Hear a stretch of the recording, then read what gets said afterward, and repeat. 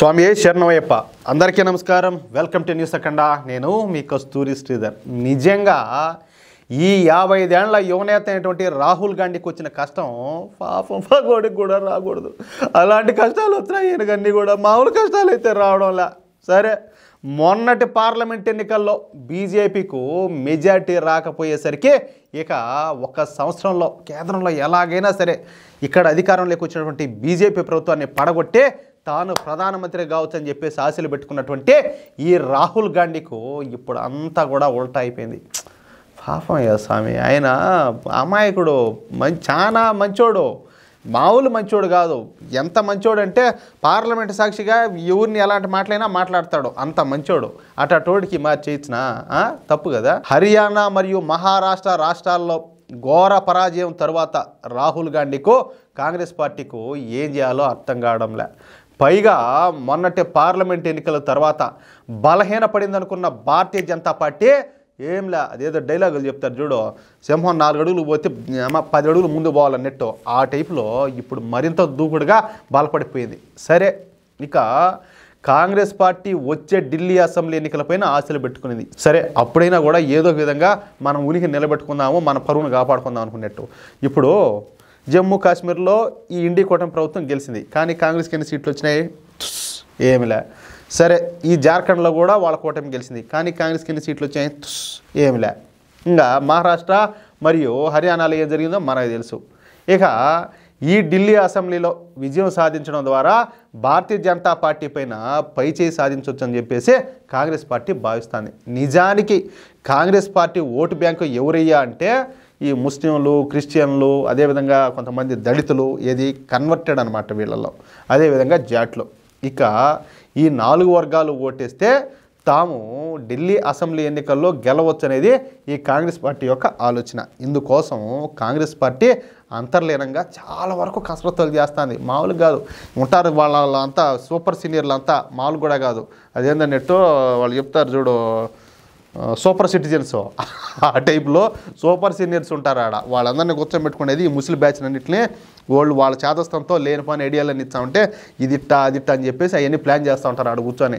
ఢిల్లీలో ఈసారి కాంగ్రెస్ పార్టీ మాత్రం చాలా బలంగా పనిచేస్తుంది. ఈ కాంగ్రెస్ పార్టీ కార్యకర్తలు అయితే ఇంకా అంతకు మించి ఇంకా వాళ్ళు ఇంకా ఏలా దారపోతున్నారు, ఎట్టయినా కూడా ఈసారి పార్టీని గెలిపించుకోవాలా, మన పప్పు కాదు ఇది ఒరిజినల్ అని చెప్పి నిరూపించుకోవాలని చెప్పేసి వాళ్ళు ప్రయత్నాలు చేస్తున్నారు. వీళ్లకు ఫండ్స్ కూడా పెద్ద మొత్తంలో అందుతున్నాయి కాంగ్రెస్ పార్టీలో. అది నెక్స్ట్ లెవెల్ ఉంటుంది. ఏది జార్జ్ సోరెస్ నుంచి వస్తాయి వీళ్ళకి ఫండింగ్, ఆడాయి నుంచి కాదు, విదేశాల నుంచి. మన భారతదేశ వ్యతిరేక శక్తులు ఎంతమంది ఉన్నారో అంతమంది దగ్గర నుంచి ఇలా డబ్బులు వస్తాయి, ఊరికే కూడా కాదు, తెలిసిన. అయితే మొన్నటి వరకు ఈ ముస్లింలు, క్రిస్టియన్లు, దళితులు, జాట్లు వీళ్ళందరూ కూడా ఢిల్లీ అసెంబ్లీ ఎన్నికల్లో ఆమ్ ఆద్మీ పార్టీకి ఓటేస్తూ వచ్చారు. అందుకే ఢిల్లీలో వరుసగా ఈ ఆమ్ ఆద్మీ పార్టీ గెలుస్తూ వస్తుంది. అయితే ఈసారి ఈ ముస్లింలు, క్రిస్టియన్లు, దళితులు, జాట్లను తమ వైపు తిప్పుకోవడంలో కాంగ్రెస్ పార్టీ మాత్రం కొంతవరకు సక్సెస్ అయింది. అర్థమవుతుందా? వీళ్లలో మెజార్టీ ఓటర్లు కాంగ్రెస్ పార్టీకి ఓటేయడానికి సిద్ధంగా ఉన్నారు. ఇక కాంగ్రెస్ ఓటు బ్యాంకులో అత్యధికంగా ఈ ముస్లింలు, దళితులు ఉన్నారు.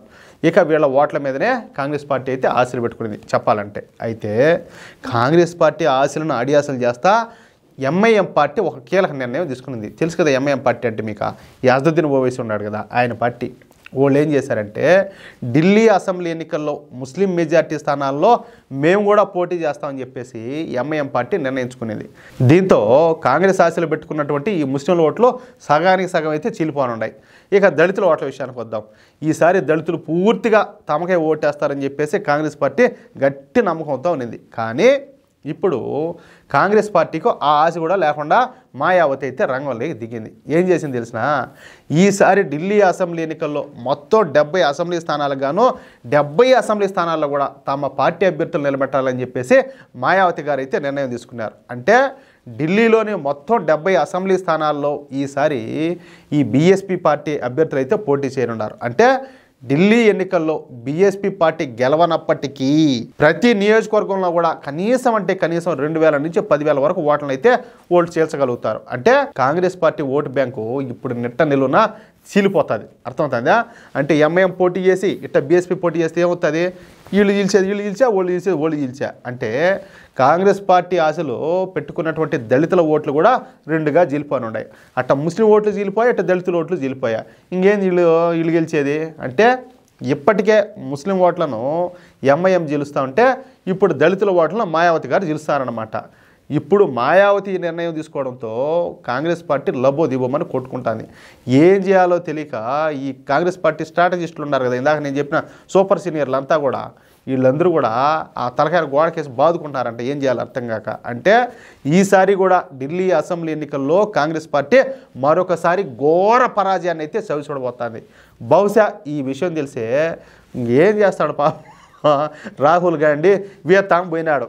ఆడివి బాగా రిలాక్స్ అయ్యి వచ్చేదానికి అర్థమవుతుందా. పసిబిడ్డ కదా, ఉంటాయిలే సరదాలో పాడు ఉంటాయి. అందులో జనవరి 1 ఒకటి వచ్చా వాళ్ళ కొత్త సంవత్సరం అయిపోయేది. ఆడివి ఏదైనా 2 రోజులు బాగా హ్యాపీగా చిల్ వేసి వస్తాడు. అది మ్యాటర్. ఎందుకంటే లేకపోతే ఈ బాధలన్నీ ఇప్పుడు ఇన్ని దెబ్బలు తగులుతూ ఉన్నాయి కానీ ఆయన తట్టుకునేదానికి ఏదన్నా కొంచెం అన్న అయితే అది ఒక రకం. ముందుగానే యువనాయకుడు అయిపోయా అందుకని చెప్పి కొంచెం ఆ ఆలోచనలు తగినట్టే రిలాక్స్ అయ్యేదానికి పోయినాడు. ఏమంటారా? నేను చెప్పింది కరెక్టే అని చెప్పి మీకు అనిపిస్తే మిత్రులారా ఈ న్యూస్ని నలుగురికి షేర్ చేయండి. అదేవిధంగా ప్రతి ఒక్కరు కూడా మీ యొక్క అమూల్యమైన అభిప్రాయాలను కామెంట్ రూపంలో తెలియజేయండి. ప్లీజ్ సపోర్ట్ చేయండి. ఈ వీడియో చూసే ప్రతి ఒక్కరు కూడా మన ఛానల్ సబ్స్క్రైబ్ చేసుకోండి. జై శ్రీరామ్, స్వామి శరణమయ్యప్ప.